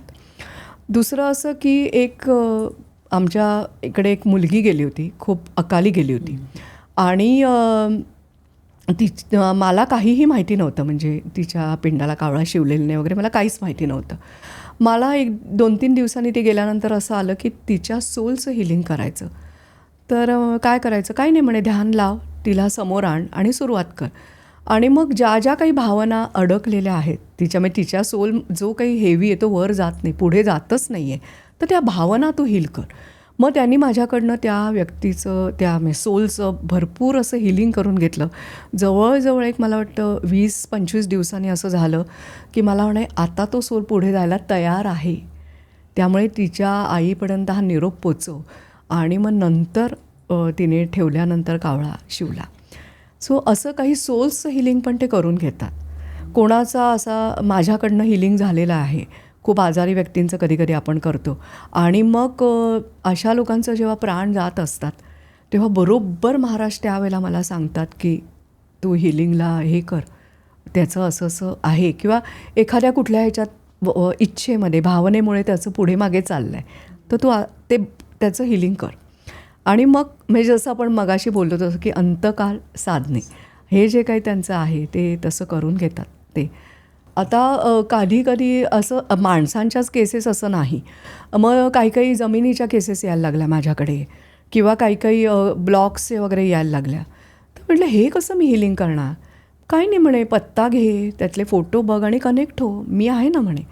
आणि मग असे केसेस झालेले आहेत की घरं विकली जात नाही आहेत, मग त्यांची मी हिलिंग केलेली आहेत. अर्थात निगेटिव्ह एनर्जी किती त्या पद्धतीने त्या घराच्या हे लागलेले आहेत, मग तेवढी हिलिंग्स लागली आहेत आणि मग त्या जमिनी विकल्या गेल्या आहेत किंवा ती घरं विकली गेली आहेत. अर्थात हे सगळं त्यांची एनर्जी, मी केवळ एक माध्यम आहे आणि त्यांच्या गायडन्स आल्यानंतरच मी त्या केसेस घेते किंवा करते. आणि असं त्यांच्या आहे. इच्छेनुसारच त्यांच्या इच्छेनुसार माणसं आणणार येते, सगळं आणणार येते. कारण काय माहिती, आपल्याला कुठे माहिती आहे कोणाचा कर्माचा हे हिशोब काय आहे. म्हणून मी असं म्हणते की काही काही लोक असं म्हणतात, काय हो एवढं केलं आम्हाला काही फरक नाही. हो पण किती आत साठलं हे तुम्हाला कुठे माहिती आहे, किंवा तुमची कर्माची पुंजी किती आहे आणि तुम्हाला रिझल्ट कधी मिळायचा हे आपल्याला माहिती नाही ना. काही वेळेला काय होतं माहिती आहे का, की लोक कुठे कुठे जाऊन आलेली असतात, त्यामुळे त्यांना असं सांगितलेलं असतं की तुम्ही हे करा किंवा मला ॲस्ट्रॉलॉजी वगैरे काहीही कळत नाही, टॅरो कार्ड हे माझं माध्यम आहे. तर मी तिला असं का होत नाही असं. तर मला असं कार्ड आलं की ह्यांना ना कसला तरी शाप आहे घराण्यामध्ये आणि त्यामुळे हे सगळं घडतं आहे. आणि तर मी त्यांना म्हटलं की असं काही आहे का. तर म्हणे हो, फार पूर्वी माझ्या सासऱ्यांना कोणीतरी असं सांगितलेलं की तुमच्या घराण्याला शाप आहे. पण म्हणे त्याच्यामुळे आत्ता माझ्या मुलाला त्रास होऊ शकतो. म्हटलं का नाही. तर म्हणे ते हील करता येतं. म्हटलं का नाही. DNA ते तुम्ही घेऊन आलेला आहात आणि आपण करू शकतो त्याचं हिलिंग. सेल मेमरीचं हिलिंग करतो आपण. जेव्हा तुम्ही दिलेला चाण म्हणता तेव्हा सेल मेमरीचं क्लिन्झिंग बॅलन्सिंग होतं. मेडिटेशन ऐकता तेव्हा 7 चक्रांचं होतं. डिस्टन्स हिलिंगमधनं ऑरा हे मेंटली फिजिकली सगळं होतं. तर ते का शक्य नाही. आणि म्हटलं त्यातून महाराज म्हणतात तर आपण करून बघूया. असं केलं आणि हळूहळू त्यांचा ते शापामुळे जे काही त्यांना भोगायला लागत होतं त्याची तीव्रता पण कमी झाली. आता काही वेळेला काय होतं की काही व्यक्ती अशा येतात आणि मूल होत नव्हतं तिला. म्हणजे माझीच एक क्लार्क होती आणि ती कर्णबधीर होती आणि तिला हे होत नव्हतं, निराश असायची असं. आता मला कोणीतरी येऊन सांगितलं की मॅडम तुम्ही काय करता ते करा ना, ती बघा ना किती हे आहे. म्हणजे हे मला कशी ना त्यांनी अशा प्रचिती दिल्या की हे तू करू शकतेस. सो ती माझी पहिली केस होती. तर मी तिला म्हटलं काय, मग तिने असे ते खाणाखुणा करून मला सांगितलं. मग मी तिचं सगळं हे केलं. म्हटलं ठीक आहे मी तुला हिलिंग देईन, घेशील का. म्हणजे काही मॅडम, म्हणजे तिने असं ते खुणा करून सांगितलं तुम्ही काय कराल ते. आणि मग तिला मी हिलिंग द्यायचे आणि मग हळूहळू तिला दिवस राहिले. आणि म्हणजे असं कसं असतं माहिती आहे का, की हल्ली अनेक असं मी बघते की लोकांना इतका स्ट्रेस आहे ना, आणि ह्या सगळ्यामध्ये तुमचा मानसिक भावना ही खूप महत्त्वाचा रोल प्ले करते. म्हणजे ज्यांच्या बाबतीमध्ये बाकी सगळे अडचणी नाही आहेत त्यांच्या बाबतीत मी म्हणते, मी चमत्कार करत नाही हे आधी मी नमूद करते. महाराजांकडून सांगते त्या पद्धतीने हिलिंग. पण जर तुमची कुठली भावना या सगळ्याला कुठे आड येत असेल, थांबवत असेल, तर ती रिलीज करायची किंवा तिची निगेटिव्हिटी कमी करण्याची काम या हिलिंगमधनं होतं. माझी तीच मैत्रिणी जिच्याविषयी मी मगाशी खिरीचा इन्सिडंट सांगितला, तर एक साधारण महिन्यापूर्वी मला असं महाराजांनी दाखवलं की तिच्या छातीच्या इथे एक असा डाग आहे.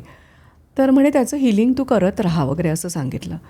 तर मी करत होते हिलिंग आणि मी काय हे तिला सांगायला गेले नाही वगैरे. आणि मग काय तिला वाटलं, एक दिवस तिने कोणाचं तरी ऐकलं वगैरे आणि ती चेकिंगला गेली. मला म्हणाली की मी जाऊन येते चेकिंगला, आल्यावर तुला सगळं सांगते. त्या घटना इतक्या सगळ्या घडल्या, आमचं काही बोलणं पण मीनवाईल झालेलं नव्हतं. आणि मग ती गेल्यानंतर तिला असं लक्षात आलं की तिला ब्रेस्ट कॅन्सर झाला आहे. सो त्याच्यानंतर एक एक म्हणजे मग मी तिला ट्रीटमेंट दिली, पण अक्षरशः ओझरता स्पर्श तिला झालेला होता आणि ती खूप त्या सगळ्यातनं ती लवकर बाहेर पडली असं. आणि मग त्या प्रकारची मेडिटेशन्स पण महाराज करून घेतात माझ्याकडनं की ती त्या व्यक्तीला बाहेर पडायला उपयोगी पडते. कसं असतं की बरेच आजार जे असतात त्याच्यामागे कुठला तरी भावनेचा स्ट्रेस असतो जो ज्याने भूतकाळात हे केलेलं आहे, अनुभवलेलं आहे. नाही, ह्याच जन्मामध्ये अशा काही त्यावेळेला हे असतात. तर असं होतं की त्या व्यक्तीला एक आईवडील त्याचे खूप साधे होते आणि त्याला असं लहानपणापासून जाणवत होतं की आपले सगळे नातेवाईक, आजूबाजूचे लोक आपल्या आईवडिलांचा फायदा घेत आहेत आणि आपले आईवडील घेऊ देत आहेत. त्याचा त्याला प्रचंड राग. आणि त्याला हळूहळू मी म्हटलं ना, आपण एक वृत्ती घेऊन जन्माला येतो, त्या वृत्तीनुसार आपण तो अनुभवतो किंवा तसे आपण रिॲक्ट होतो. त्यामुळे त्याला खूप हेल्पलेस वाटायचं आणि स्वतःचाच राग यायचा की मी काही करू शकत नाही, मी माझ्या आईवडिलांना सोडवू शकत नाही. हा जो काही स्ट्रेस त्याला सातत्याने यायचा त्याचा परिणाम हळूहळू त्याच्या झोपेवर व्हायला लागला कालांतराने. जेव्हा ते कमी झालं किंवा हे झालं. सो भूतकाळातल्या स्मृती कधी डोकं वर काढून तुम्हाला त्रास द्यायला लागतील वेगवेगळ्या स्वरूपात, ते आपल्याला सांगता येत नाही. पण मग अशा वेळेला गायडन्समुळे हे मिळेल ते बरोबर आपण त्या रूटपर्यंत पोचतो. आणि मग हळूहळू त्याला ट्रीटमेंट दिल्यानंतर त्याला योग्य मार्ग मिळाला, त्याच्यावर योग्य औषध उपचार झाले. हिलिंगमुळे असं होत नाही की तुमचं सडनली हे होतं. एक तर तुमच्या मनावरचा ताण कमी झाल्यामुळे तुमचं मन शांत होतं. दुसरं तुम्हाला योग्य मार्ग मिळेल, योग्य डॉक्टर मिळेल, योग्य सल्ला मिळेल. सो त्याचे अनेक प्रकारे फायदे होतात. OCDच्या बाबतीमध्ये पण हे सगळे स्ट्रेस जे रिलेटेड आजार आहेत मनाचे, तर त्या व्यक्तीच्या बाबतीत असं होतं की तिने घरा करताना आपलं करिअर पूर्ण सोडून दिलं होतं आणि मग मुलं मोठी झाली, त्याच्यानंतर मग तिला तो रिकाम पण जाणवू लागलं. आणि मग नंतर जेव्हा तिला भान आलं आणि तिने आजूबाजूला बघितलं, तेव्हा तिने बघितलं की माझ्याबरोबरच्या जे काय होते ते कितीतरी पुढे गेले आणि मी वेळासारखी इथे अडकून पडले. आणि आता जर मला परत नव्याने सुरुवात करायची आहे तर मला हे सगळं मी कसं करणार, ह्या विचाराने आणि सतत स्वतःला दोष देऊन की तू असं काय केलंस, का सोडलीस, का चालू ठेवलं, असं बरेच वर्ष तिच्या मनात चालू होतं.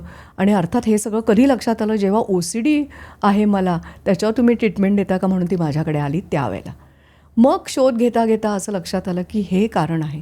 मग त्या कारणावरती मी तिला तो मंत्र करून दिला, हिलिंग केलं आणि मग हळूहळू ती त्या सगळ्या ह्याच्यातनं बाहेर पडून आता तिचा OCDचं प्रमाण खूप कमी झालं आहे. माझं पहिलं पुस्तक जे 2017 साली प्रकाशित झालं, हिलिंग एक प्रकाशवाट, जे सुद्धा महाराजांच्या आज्ञेने मी लिहिलं, तर त्याचं प्रकाशन सुकन्या मोनेच्या हस्ते झालं होतं. आणि काय माहिती आमची नंतर अशी छान मैत्री झाली. मग तिला असं कधी फिजिकली काही होत असेल तर ती मला सांगायची आणि मी पण करायचे तिचं हिलिंग. मग जेव्हा तिने 50व्या वाढदिवसाला अरंगेत्रम करायचं ठरवलं, तेव्हा तिला शारीरिक म्हणजे असं खूप थकवा जाणवायला लागला, कारण ती पुण्याला जाऊन ती प्रॅक्टिस करणं आणि तिचं सगळं शूटिंग रोजचं असं सगळं. मग त्यावेळेला तिने जेव्हा मला पहिल्यांदा सांगितलं तेव्हा मी तिला म्हटलं, बिनधास्त कर, तुला जे जिथे जिथे हिलिंग लागेल तिथे ते मी करेन, पण तुझं स्वप्न तू पूर्ण कर. आणि मग ते असं होत गेलं की मी तिचं रेग्युलर हिलिंग करत होते. आणि त्याच्यातून तिला खऱ्या अर्थाने हे सगळं करताना म्हणजे ती असं म्हणते की शारीरिक ऊर्जा मिळाली, मानसिक ऊर्जा मिळाली. आणि तिने ते अरंगेत्रम पूर्ण केलं आणि तिच्या 50व्या वाढदिवसाच्या निमित्ताने. आणि माझ्याकरता ही अत्यंत आनंदाची गोष्ट होती. सो मी समोर बसून ते सगळं बघितलं. कसं असतं की काही लोकांचं हिलिंग करताना कुठेतरी असं होतं की एखादी गोष्ट अडूनच राहते. मी हिलिंग केलं तरी पुढे जात नाही. म्हणजे बाबा त्यांच्या घराच्या बाबतीत काही असेल किंवा त्यांचा कुठला व्यवहार असेल, मग अशा वेळेला महाराजांकडून येतं की नाही, त्यांच्या अमुक एका व्यक्तीचं सोलला सद्गती मिळाली पाहिजे, तर त्या सोलचे ब्लेसिंग्स जे मिळतील त्याने ह्याचं पुढे जाईल, काम पुढे होईल. मला हे सगळं काही माहिती नसतं अर्थात. त्यामुळे मग जेव्हा त्या व्यक्तीशी मी मनमोकळेपणाने बोलते तेव्हा त्या व्यक्तीचा मृत्यू कसा झाला आहे, कसं झालं आहे, ती कोण लागते, त्याची काय रिलेशनशिप आहे, हे सगळं मला त्या व्यक्तीकडनं कळतं. आणि मग खरोखर असं झालं आहे की त्या सोल्सना हिलिंग दिल्यानंतर ह्या व्यक्तीचे मार्ग कुठेतरी मोकळे होतात. अर्थात हे माझ्यासारख्या सामान्य व्यक्तीची क्षमता नाही, हा महाराजांचा गायडन्स आहे, म्हणूनच मी करू शकते. हे कार्य खूप मोठं आहे, अफाट आहे आणि लोकांना इतके त्रास, दुःख आणि आहे ना की त्यांना असा आधार हवा असतो, म्हणजे जे ज्याला तुम्ही म्हणालात विसावा, आणि तो महाराजांकडूनच डायरेक्ट येतो. तर मला अजून एक विचारायचं होतं की आपल्या सर्व काहीचे ना बरेचसे प्रेक्षक हे भारताच्या बाहेरचे आहेत, तर त्यांना तर काही तुमच्याकडे यायला जमणार नाही ना, मग त्यांनी काय केलं पाहिजे? म्हणजे तुम्ही डिस्टंट हिलिंग द्याल का? नाही, मी डिस्टन्स हिलिंगच देते. म्हणजे हे जसं मला पूर्वस्मृती हिलिंग पद्धती ही ओरिजिनेटेड फ्रॉम मी म्हणजे मी एक माध्यम, स्वामी आणि महाराज यांनी, जसं आता डॉक्टर उसुईंकडनं रेखीची सुरुवात झाली, तसं पूर्वस्मृती हिलिंग पद्धती माझ्यापासून सुरुवात झाली. तर आता असं आहे की माझे बरेच क्लायंट्स आहेत की जे फॉरेनला राहतात, म्हणजे सगळ्या देशांमध्ये आहेत. पण डिस्टन्स हिलिंग एक तर मी देते आणि आपण गुगल मीटवरती भेटतो. तर किंवा अगदीच एखाद्याला शक्य नसेल ते तर ते चालतं हो म्हणजे. चालतं कारण त्याने सूक्ष्म काहीच नाही. जगताला तसं काहीच नाही ना. काहीच फरक नाही पडत त्यांना आहे. काय आणि मला physical- तुम्ही सांगा कोविडच्या आधी आपल्याला तरी कुठे माहिती होतं हे सगळं आपण अशा मीटिंग्स घेऊ. खरंय. आपल्याला मीटिंग म्हटलं की सगळ्यांनी जमायचं आणि बोलायचं हे माहिती होतं. तर त्यामुळे असं काही नाही आहे की त्यांच्याशी मी बोलते बाहेरच्या जगातले पण लोक आहेत त्यांना पण फक्त बाय अपॉइंटमेंट मी प्रत्येकाला ती लिंक पाठवून मग आम्ही जॉईन होतो आणि तिथे सुद्धा बऱ्याच लोकांना अनुभव आलेत. आणि मला तर असं वाटतं की तुम्ही आताच असं म्हणाल तर त्या लोकांना ते जास्त आधार वाटतो खरं सांगायचं तर. कारण त्यांना कधी कधी असं वाटतं की ह्या आईवडिलांशी कसं बोलू किंवा कोणाशी बोलायचं मी असं.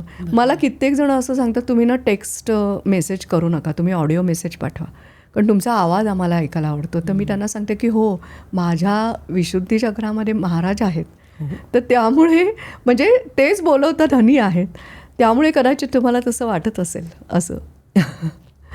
त्यामुळे त्याचा काही म्हणजे हे अडचण येत नाही ह्या सगळ्यात. थोडक्यात तुम्ही जो प्रश्न विचारला हो, हो. त्या म्हणजे की तेच, कारण अडचण की नाही हां, येत. हां म्हणजे पहिल्यांदा जेव्हा तुम्ही एखाद्याशी भेटता ऑनलाईन तेव्हा तुम्ही तुम्हाला कळतं की यांचं पेन हां म्हणजे ते सांगतात. मी आधी त्यांना सगळ्यांना बोलायला सांगते कारण असं आहे की माणसाला बरंच काही सांगायचं असतं तो कुठल्या सफरिंगमधनं गेला आहे आणि मला जर कळलं नाही की त्याचा इमोशनल प्रवास काय आहे तर मला ते मंत्र तयार करताना तसं ते कळणार नाही. मग मी नोट्स काढते मग एकीकडे टॅरो बघत असते मग त्याच्यानंतर त्यांच्याकरता म्हणून तयार केलेला मंत्र मी त्यांना देते तो त्यांनी म्हणायचा असतो. हिलिंग ह्या गोष्टीची माहिती लोकांना व्हावी ह्याच्याकरता महाराजांनी माझ्याकडनं 2 पुस्तकं लिहून घेतली आहेत. एक 2017 साली डिसेंबरमध्ये प्रकाशन केलं आणि एक 2024मध्ये समृद्धी एक भावना अशी 2 पुस्तकं मी प्रकाशित केलेली आहेत. खूप छान. तुमचं कार्य एवढं मोठं आहे आणि जगाला माझ्या मते त्याची एवढी जरुरी आहे ना की खूप छान आहे. आणि महाराजांची तर कृपा तुमच्यावर आहे आणि अशीच सगळ्यांवर राहू दे आणि तुमच्या या कार्याला खूप खूप शुभेच्छा. धन्यवाद. खूप छान वाटलं इकडे येऊन. एक वेगळीच एनर्जी जाणवली. तर प्रेक्षक हो, विशालीताईंनी आज त्यांचं कार्य जे सांगितलं मला असं वाटतं ते खूप महत्त्वाचं आहे. आपल्याला सगळ्यांना काही ना काहीतरी असे चॅलेंजेस येत असतात की हे का होत नाही आहे किंवा मला कोणाची तरी जरुरी आहे, मला मार्गदर्शन हवं आहे, ज्याला आम्ही डिवाईन इंटरव्हेन्शन म्हणतो. तर अशा वेळेला त्या धावून येतात. तुम्हालासुद्धा जर काही प्रश्न असतील किंवा तुम्हालासुद्धा वाटत असेल की नाही मला अशा कुठल्या तरी हिलिंगची जरूर आहे तेव्हा तुम्ही तुमच्या कॉमेंट्समध्ये जरूर लिहा. तुमच्या सगळ्या मित्रमैत्रिणींना तुमच्या कुटुंबियांना सगळ्यांना जास्तीत जास्त लोकांना हे शेअर करा. हा एपिसोड लाईक करा आणि सर्व काहीला सबस्क्राईब करायला विसरू नका. पुन्हा भेटूया पुढच्या वेळी असाच एखादा छानसा विषय घेऊन अशाच एखाद्या तज्ज्ञ अशा मार्गदर्शकाबरोबर सर्व काहीमध्ये.